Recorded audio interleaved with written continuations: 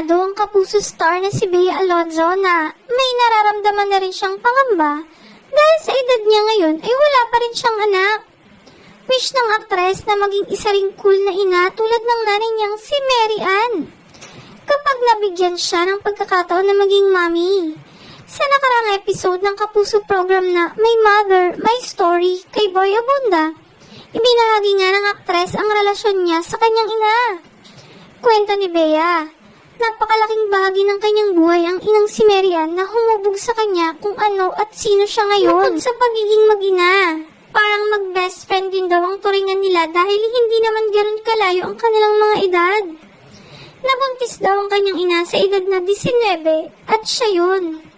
So we're also good friends. Growing up, parang wala masyadong generation gap. Sa ngayon nga ay 36 years old na siya at hindi itinatanggi ng aktres ang interes niyang magkaroon na ng sariling anak at mag-settle down.